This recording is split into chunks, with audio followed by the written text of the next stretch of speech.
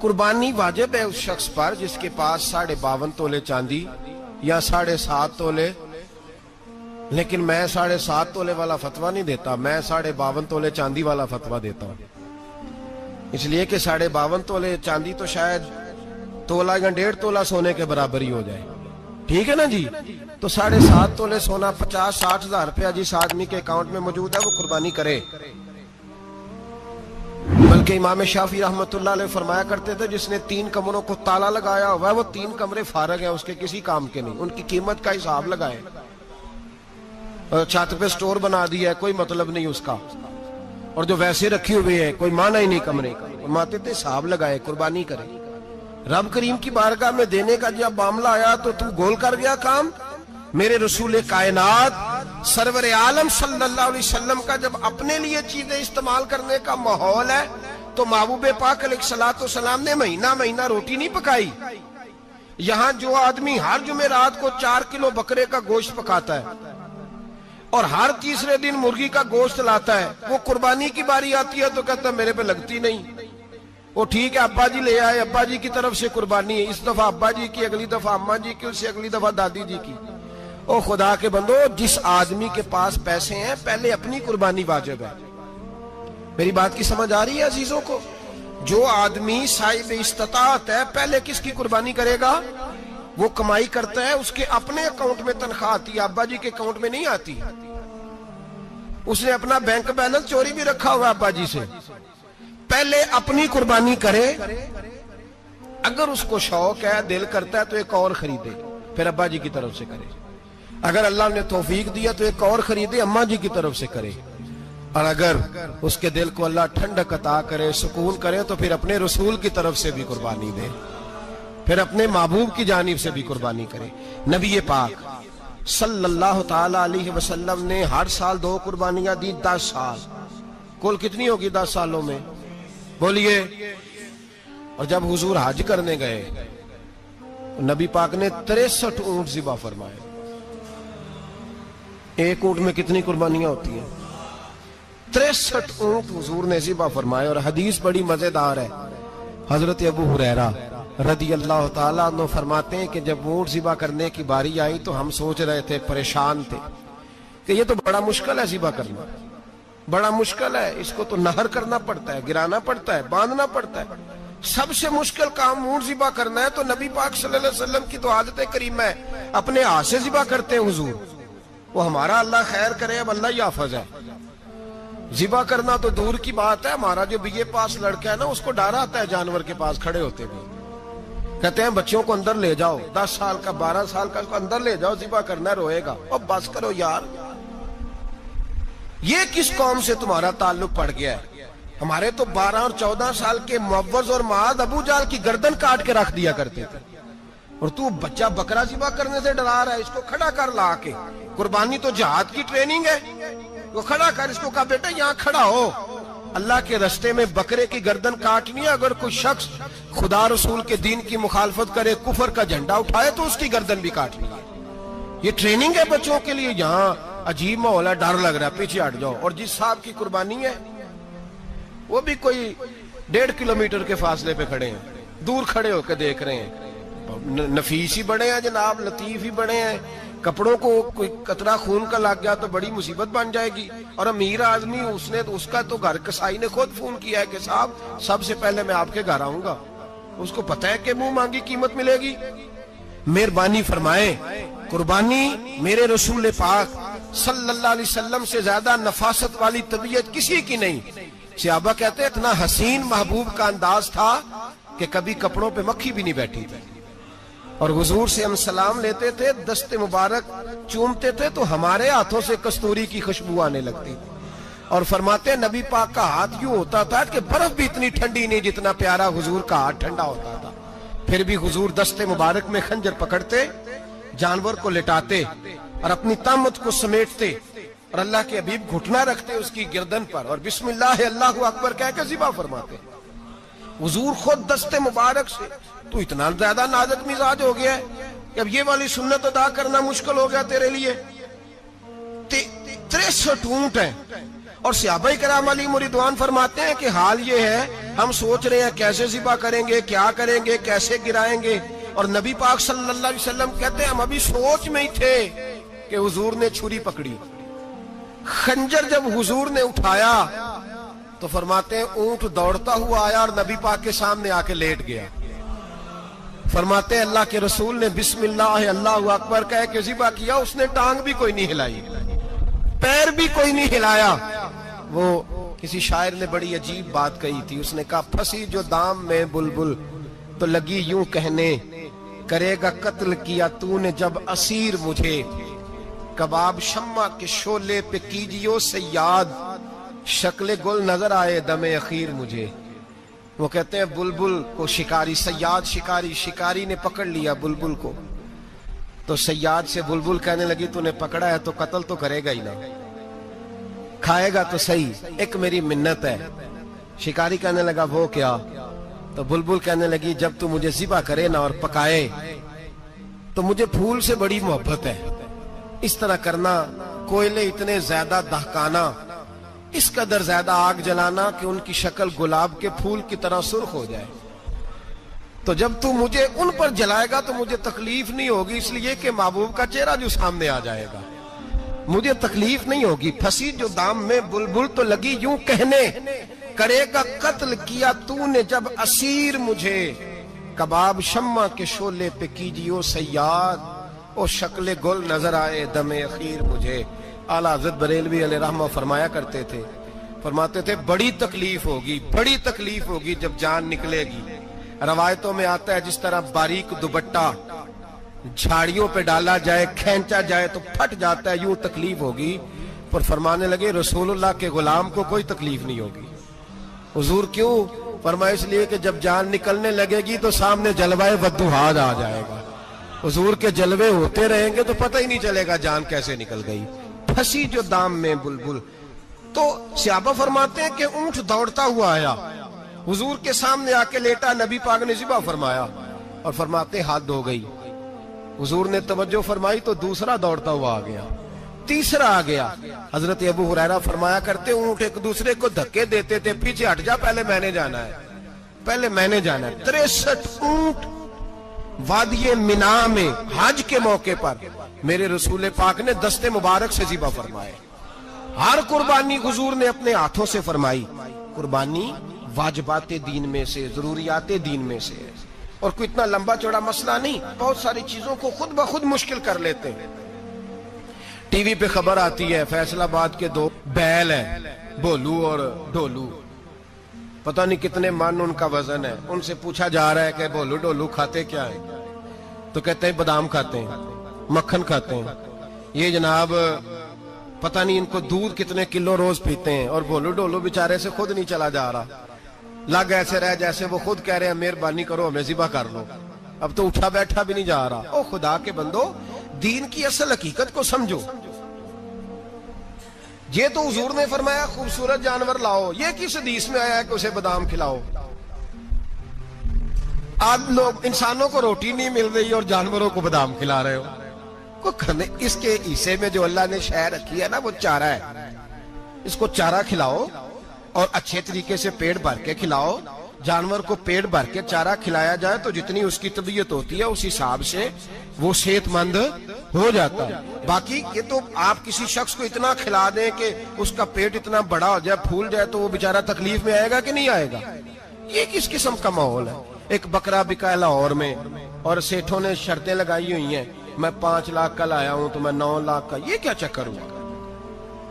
مجھے اتنا کھلایا جی، اس کو فلاں چیز، یہ کس نے کہا ہے کھلانے کا؟ بادام کھانا کس حدیث میں آیا؟ کس صحابی نے اپنے بکرے کو بادام کھلائے؟ کس نے مکھن کھلایا؟ کس نے پیڑے کھلائے؟ بس کرو، عجیب تماشا لگ گیا ہے۔ اور یہاں تو اتنی بری حالت ہو گئی ہے کہ عورتیں ناچنے لگی ہیں قربانی کے جانوروں کے آگے، بیبیاں بیچنے لگی ہیں۔ اللہ کے غضب کو آواز نہ دو، یہ قربانی ہے کہ ہر چیز کا، مذہب کی ہر شے کا مذاق بنا دیا ہے۔ جس دین نے عورت کی اپنی قربانی بھی ہو تو اس کو ذبح کرنے کی اجازت نہیں دی، مرد ذبح کرے گا۔ جو دین کہتا ہے کہ عورت ذبح نہیں کرے گی، وہ عورت بیچ سکتی ہے اللہ کے جانور؟ جہاں جس کا میں نے رمضان میں بھی کہا تھا، پھر بات دہراتا ہوں، سارا سال ناچتے گاتے ہیں اور عید کا موقع آتا ہے تو 2-4 مولوی بٹھا کے وہ دین سکھانا شروع کر دیتے ہیں. کوئی پتہ ہی نہیں، کوئی خبر ہی نہیں. جس بوتل میں کل تک شراب بک رہی تھی اسی میں دودھ پلاؤ گے؟ جس برتن میں کل تک پیشاب تھا اس میں آج لوگوں کو شہد پلاؤ گے؟ بس کرو، یہ مذاق نہیں، یہ رسول اللہ کا دین ہے. نبی پاک سید عالم صلی اللہ تعالی علیہ وآلہ وسلم نے کوئی ذمہ عورت کے کوئی چیز نہیں لگائی ایسی جس میں اسے مردوں کے ساتھ شامل ہونا پڑے. اور عورت سمجھ ہی نہیں رہی کہ یہ اس کی تذلیل ہے، عزت نہیں. صابن بک رہا ہے تو ساتھ بی بی کھڑی ہے، شیمپو بک رہا ہے تو عورت اس کی جو ہے وہ ایڈ دے رہی ہے. یہ عزت ہے عورت کی؟ رسوا کر دیا تم نے ہر شے میں عورت. اب قربانی کا جانور بھی بی بی بیچے گی؟ غیرت کہاں گئی اس قوم کی؟ میرے رسول پاک سرور دو عالم صلی اللہ تعالی علیہ وسلم کو کسی نے آ کے کہا فلاں قبیلے کے لوگوں نے عورت کو سربراہ بنایا ہے، عورت کو آگے لگا لیا ہے. فرمایا تباہ ہو گئے وہ لوگ، انہوں نے عورتوں کو اپنے آگے پیشوا بنا لیا. جس رب نے عورت کو نبوت نہیں دی، امامت کرنے کا حق نہیں دیا، کس چکر میں لوگ پڑ گئے؟ 5 لاکھ کا جانور کس لیے لائے ہو؟ 5 لاکھ کا تفاخر کے لیے، دکھانے کے لیے؟ تو اگر 50,000 کا 60,000 کا بھی جانور لاتا تو اچھا آ جاتا. اور 50,000 کا جانور لائے تو 5 لاکھ میں کتنے آتے ہیں؟ بولے تو 10 جانور ذبح ہوں گے تو کتنے غریبوں تک گوشت جائے گا، کتنے گھروں کا بھلا ہوگا. ہر چیز کا چکر الٹا کر دیا گیا ہے. اور یہ صرف حج کے لیے ہوتی تو میرے رسول پاک ہر سال قربانی نہ کرتے. اور میرے نبی پاک قربانی دینے کا حکم. ایک اور بات بڑی لوگ پوچھنے لگے، کہتے جی گائے کی ہوتی ہے، بھینس کی بھی ہوتی ہے کہ نہیں؟ چلو جی اب نئی بات نکل آئی. حدیث پاک میں لفظ آیا اونٹ کا. نبی پاک نے فرمایا بکرا 1 سال کا، گائے 2 سال کی، اونٹ 5 سال کا. حدیث میں لفظ آ گیا اونٹ کا. آپ کو بندہ کہے پہلے بتائیں نر کا کہ مادہ کا، تو میں کدھر سے آپ کو حدیث نکال کے دوں جس میں نر بھی اور مادہ علیحدہ ہو؟ حدیث پاک میں ذکر آ گیا دمبے کا، مینڈے کا. اب باقی جو سارے جاگ رہے ہیں نا، اب غور فرمائیں، باقی ایک بکرا ہے، ایک چھترا ہے، ایک دمبا ہے، ایک دیسی بکرا ہے، ایک پہاڑی بکرا ہے، تو علیحدہ لفظ کہاں سے نکال کے دیے جائیں؟ یہ ساری انواع ہیں، اقسام ہیں، نوع ہیں. اسی طرح بھینس بھی گائے کی ایک قسم ہے. امام اعظم ابو حنیفہ فرماتے ہیں النوع منہ، یہ اس کی ایک قسم ہے، نوع میں سے ہے، گائے کی نوع میں سے ہے. آپ عام لفظ بولتے ہیں تو کہتے ہیں بکرا چھترا گائے بھینس، عام لفظ ہے نا. تو جب گائے کہہ دیا تو اب کو بندہ کہے گائے آیا تو پہلے بتائیں گائے تو ہے تو اس میں بیل شامل ہے کہ نہیں؟ تو گائے کی جتنی قسمیں ہیں نا، ہمارے محدثین بھینس کو گائے میں شامل کرتے ہیں. بھینس گائے کی ایک قسم ہے. تو نبی پاک صلی اللہ علیہ وسلم نے جب گائے کا لفظ استعمال کیا تو بھینس اس کے اندر آ گئی. تو اگر گائے کی قربانی جائز ہے تو بھینس کی قربانی بھی جائز ہے. اگر بیل کی قربانی جائز ہے تو کٹے کی قربانی بھی 100% جائز ہے. اس کے اندر 7 حصے ڈالے جائیں گے، اسے قربان کیا جائے گا، یہ جائز ہے. اگر آپ صریح لفظ نکال کے دکھانے کو کہیں گے تو پھر تو بڑی چیزوں میں لوگ الجھ جائیں گے. پھر کیسے نکالا جائے گا خسی کی جائز ہے کہ نہیں، جو خسی نہیں اس کی جائز ہے کہ نہیں، کھلا کی؟ تو ان تفصیلات، ہاں بہت ساری چیزوں کی تفصیلات حدیث میں ہیں لیکن ساری چیزوں کی موجود نہیں. اس لیے میرے عزیز یاد رکھیں، بھینس کی قربانی بھی ہوگی، گائے کی بھی ہوگی، بیل کی بھی ہوگی، کٹے کی بھی ہوگی. جن کی نہیں ان کی نہیں. ہم نے کبھی کہا ہرن کی قربانی بھی ہوگی یا مرغی کی قربانی بھی ہوگی.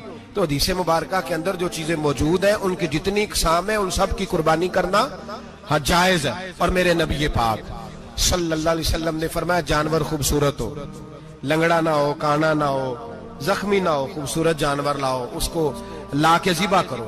لوگ کہتے ہیں چلو اتنے پیسے اللہ کے راستے میں دے دیں تو یہ کافی نہیں کافی. مسلم شریف میں، بخاری شریف میں میرے نبی پاک سید عالم صلی اللہ تعالی علیہ وسلم نے فرمایا 10 ذی الحج کو اللہ کی نظر میں ابن آدم کا سب سے پسندیدہ عمل. لیکن نا 10 ذی الحج کو، کل 10 ذی الحج ہے تو بڑے کام ہوں گے، فجر کی نماز بھی ہوگی، تکبیرات تشریق بھی پڑھی جائیں گی. آج فجر سے شروع ہو گئی نا، 9 की फजर से लेकर 13 की असर तक तकबीरात तशरीक पढ़ी जाएंगी। अल्लाहु अकबर, अल्लाहु अकबर, ला इलाहा इल्लल्लाह वल्लाहु अकबर वलिल्लाहिल हम्द, अल्लाहु अकबर, अल्लाहु अकबर, ला इलाहा इल्लल्लाह वल्लाहु अकबर वलिल्लाहिल हम्द, अल्लाहु अकबर, अल्लाहु अकबर, ला इलाहा इल्लल्लाह वल्लाहु अकबर वलिल्लाहिल हम्द। कोशिश करें जब भी पढ़ें 3 बार पढ़ें। तकबीरात तशरीक भी पढ़ी जाएंगी, फजर की नमाज भी कल होगी, ईद की नमाज भी होगी, लोग और भी कुछ जिक्र अज़कार करेंगे। लेकिन मेरे नबी पाक सल्लल्लाहु अलैहि वसल्लम ने फरमाया 10 ज़िलहज को अल्लाह को अपने बंदे का जो काम सबसे ज्यादा पसंद है वो ये है कि वो अल्लाह के रास्ते में जानवर का खून बहाए। हालांकि नमाजें भी हैं, अज़कार भी हैं, तकबीरात भी हैं, सारा कुछ है, पर अल्लाह को सबसे ज्यादा क्या पसंद है? जानवर को कुर्बान करना। ये अल्लाह को बड़े खूबसूरत लफ्ज नबी पाक अलैहिस्सलाम ने फरमाया, कुर्बानी का जानवर कयामत के दिन अपने सींगों और खुरों समेत आएगा और जिसने कुर्बानी की होगी उसकी बख्शिश करवा के उसे जन्नत में लेकर जाएगा। तो फरमाया इब्ने आदम का सबसे पसंदीदा अमल ये, सबसे पसंदीदा, कि वो 10 ज़िलहज को कुर्बानी करें, कोशिश करें खुद ज़िबा करें अपना जानवर। ये हुजूर की सुन्नत है। ये ना हो सके तो नबी पाक सल्लल्लाहु अलैहि वसल्लम ने अपने हाथों से ज़िबा करने लगे हजरत फातिमा का जानवर। तो फरमाया फातिमा इधर आके इसके पास खड़ी हो जाओ, मैं तुम्हारा जानवर ज़िबा करने लगा हूं। अपने जानवर के पास खड़े हो।